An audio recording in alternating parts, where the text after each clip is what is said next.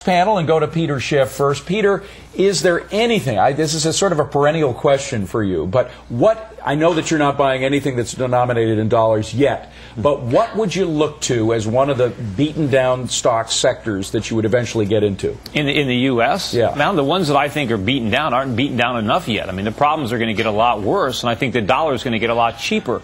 So, before wait a minute. They're calling you now. Busted. Let me go to Nicole Petalides while Peter deals with his Australian traders in Zimbabwe. Nicole Petalides, the big feeling on the floor, did the Fed minutes have anything to do with the sort of direction of the markets? I don't really think so. I think that everybody heard a lot of what they expected to hear. Some of the words that were surprising, words like severe economic down slump being a concern, also inflation, but they weren't enough to really move this market. I think a lot of the traders are happy that we crossed at least 1 billion shares changing hands here. Some of the movers, the coal stocks, Arch Coal was a big mover. Of course, we had Washington Mutual, Alcoa, AMD. Those were some of the big names to watch today. BHP Billiton, as we hear China may be taking a stake there. Those were some of the names that we're watching, and the airlines as well. But really, I think the traders here are just waiting for some action. And really, you mentioned Citigroup as being one of the big laggards on the Dow Jones Industrial Average, and the banks will be reporting next week, and that will be key. But really a mixed market, and as I just looked at the Dow Jones Industrial Average, we have 15 to the upside and 15 to the downside. So really split right down the middle on the Dow 30.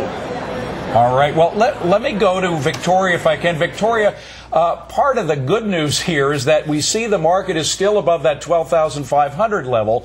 Does that indicate that they've digested the news of WAMU, they've digested the news of the Fed, and they still think there is upside potential here? Well, again, I mean, we're seeing this a lot in these months where, like, the fact that there isn't worse news is a good thing. I mean, yes, that's positive. The market doesn't seem to want to go down. There seems to be some positive momentum among investors. They want to get back into the market. But you know what? I think I hate to side with Peter because he always thinks the sky is falling. Don't hate that. That's all right. But I think we're still going to see a lot of consumer weakness, and that hits everyone, including tech. That's why we're seeing Apple take a hit today. Yeah, well, Apple they are a consumer exposure. Did get downgraded. Worries about the consumer spending, Gary Kalpon. But putting all of that aside, for the people watching who are still putting money in their 401ks and still having somewhat of a longer-term outlook, what should people be doing?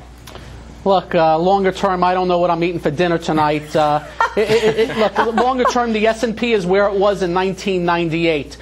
For me, though, the market is acting better here, and I know Peter hates it and thinks the world is ending, but as long as we have days where the market is up on big volume, down on lighter volume, if I continue to see leadership show up, the new high list expand, I'm playing. I was out the whole bear market 2 weeks ago. I started tiptoeing in, and as long as the market continues to prove itself on a daily basis, I'm good with it. I am scared because of the news. I'm worried about financials, but the market is the market. It's its own little mechanism, and as long as I see accumulation, I go along with it. I have no clue where things end at the end of the year. By the way, before Peter goes in, what did you tiptoe into, Gary? Be specific. What sector or stocks? Well, believe it or not, I bought into housing stocks. They've been acting very well in the face of all kinds of bad news, and just a broad area. Now I'm looking at some leadership. I'm seeing leadership in names like MasterCard. Visa looks like it's going to start moving off its IPO. Research in Motion looks to be strong, and these are all companies with great earnings and revenue growth. Well, look, I think you're premature here. You know, I'm not thinking the whole world's going to come to an end. Just our phony economy. So I'm very bullish on other parts of the world.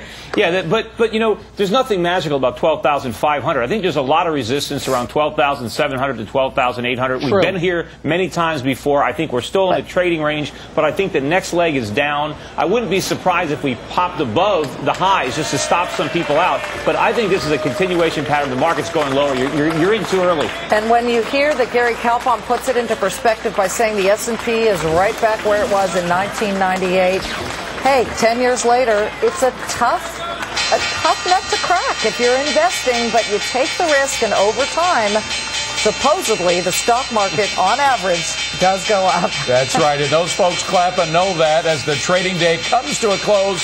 Here, the business day continues.